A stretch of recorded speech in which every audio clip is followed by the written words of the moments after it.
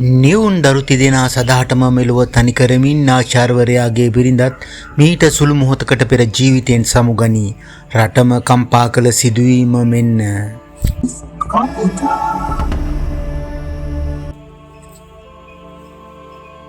කැලණිය විශ්වවිද්‍යාලයේ දර්ශන අධ්‍යයන අංශයේ මනෝවිද්‍යා ඒකකයේ ප්‍රධානී ජ්‍යෙෂ්ඨ කතිකාචාර්ය ආචාර්ය එන්.ඩී.ජී. ගුණේන්ද්‍ර ගයන්ත මහතා හා පවුලේ අය පසුගියදා හදිසි අනතුරකට ලක් වූ පුවත සමගම අද දිනේදී තවත් එම අනතුරෙන්ම කනගාටුදායක පුවතක් වාර්තා වනවා.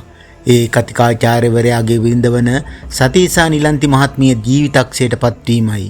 පසුගියදා ආචාර්යවරයා සිය කුඩා දරුවන් තිදෙනා සහ බිරිඳගේ පවුලේ උදවිය සමග යාපනයේ නාගදීපේ සංචාරකයේ ගොස් නැවත එමින් සිටියේදී අවාසනාවන්ත ලෙස අනතුරකට ලක් වී තිබුණා. ඒ මධ්‍යම අධිවේගී මාර්ගයේදී.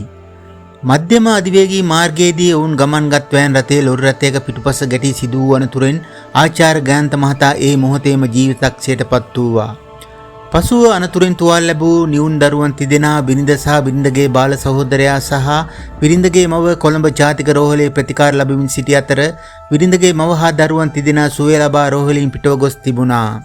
එම අනතුරෙන් බරපතල තුවාල ලබා දැඩි සත්කාර ඒකකයේ දැඩි අසාධ්‍ය තත්ත්වයෙන් ප්‍රතිකාර ලැබමින් සිටි බිරිඳ හා බිරිඳගේ සහෝදරයා අතරින් පසුගියදා බිරිඳගේ සහෝදරයාද ජීවිතක්ෂයට පත් වූවා. නමුත් අද උදෑසන ආචාර්යවරයාගේ බිරිඳ වන සතීසා නිලන්ති මහත්මිය තම නිවුන් වයස අවුරුදු 2ක දරුවන් තිදෙනා මෙලොව තනි කර දමමින් අවාසනාවන්ත ලෙස ජීවිතක්ෂයට පත්ව තිබෙනවා. මේ යන විට ඇගේ වයස අවුරුදු 42ක් වනවා. මේ වන විට මෙම රිය අනතුරෙන් තිදෙනෙකු ජීවිතක්ෂයට පත්ව තිබෙනවා.